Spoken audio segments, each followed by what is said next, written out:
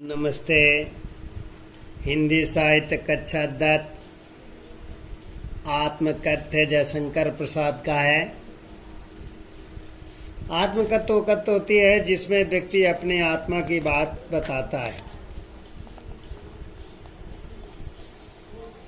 जो इस प्रकार है। पृष्ठ संख्या 27 में प्रेमचंद का संपादन में हंस पत्रिका का एक आत्मकथा विशेषांक निकलना तय हुआ। प्रसाद जी के मित्रों में आग्रह किया कि वे आत्मकथा लिखें। प्रसाद जी इससे सहमत न थे। इसी असहमत के तर्क से पैदा हुई कविता है आत्मकथ्य। ये कविता पहली बार 1932 में हंस के आत्मकथा विशेषांक में प्रकाशित हुई थी। छायावादी शैली में लिखी गई इस कविता में जयशंकर प्रसाद ने जीवन के यथार्थ एवं अभाव पक्ष की मार्मिक अभिव्यक्ति की है। छायावादी सूक्ष्मता के अनुरूप ही अपने मनोभावों को अभिव्यक्ति करने के लिए जयशंकर प्रसाद ने ललित, सुंदर एवं नवीन शब्दों और बिंबों का प्रयोग किया है। इन्हीं शब्दों का एवं बिंबों के सहारे उन्होंने बताया है कि उनके जीवन की एक कथा सामान्य व्यक्ति के जीवन की कथा है। इसमें ऐसा कुछ भी नहीं है जिसे महान और रोचक मानकर लोग वाह वाह करेंगे।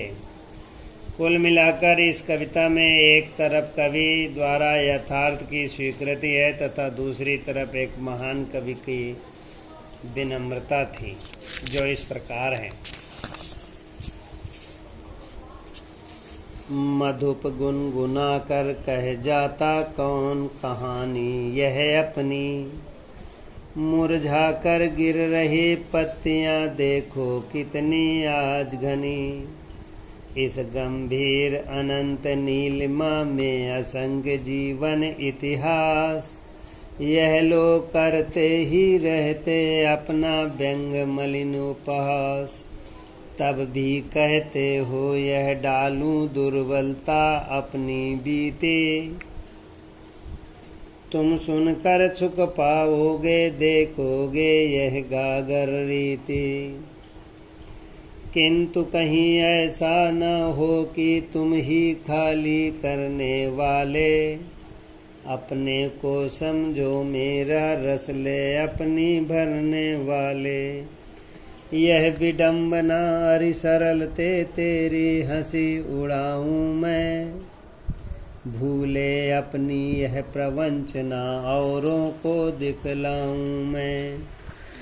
उज्ज्वल गाथा कैसे गाऊं मधुर चांदनी रातों की, अरे खिलखिलाकर हंसते होने वाली उन बातों की। मिला कहाँ वह सुख जिसका मैं स्वप्न देख कर जाग गया, आलिंगन में आते जाते मुस्कुरा कर जो भाग गया। जिसके अरुण कपोलों की मतवाली सुंदर छाया में, अनुरागनी उषा लेती थी निज सुहाग मधुमाया में।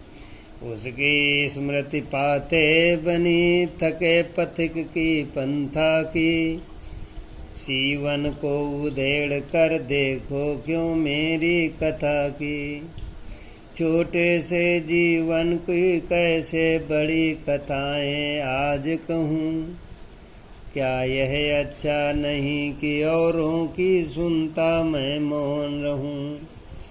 सुनकर क्या तुम भला करोगे मेरी भोली आत्मकथा, अभी समय भी नहीं है थकी सोई है मेरी मौन व्यथा। प्रसाद जी ने एक भौरे के बहाने से कहा है, मधुप गुनगुना कर कह जाता और कहानी यह अपनी। भौरा जाता है एक फूल के पास दूसरे फूल के पास, गुनगुनाता है, कहानी कहता है, फूल हवा में हिलता मस्त होता है, वो ध्यान नहीं देता। मुरझा कर गिर रही पत्तियां देखो कितनी आज घनी। जो पत्तियां पुरानी हो जाती हैं और गिर जाते हैं, केवल डालों में डालें ही शेष रह जाती हैं। जब पतझड़ आता है ऐसे व्यक्ति के जीवन में, जब दुख आता है सब कुछ नष्ट हो जाता है। इस गंभीर अनंत नीलिमा में असंख्य जीवन इतिहास है। हमारा संसार का जो आसमान नीला है, इस नीले आसमान में अनेक प्रकार लोगों ने जन्म लिया और मरकर चले गए, आज भी उनको हम याद करते हैं। यह लोग करते ही रहते अपना व्यंग मलिन उपहास। कुछ लोग ऐसे होते हैं जो दूसरे की बातों का उपहास करते रहते, तब भी कहते हो डालूं दुर्बलता अपनी बीते।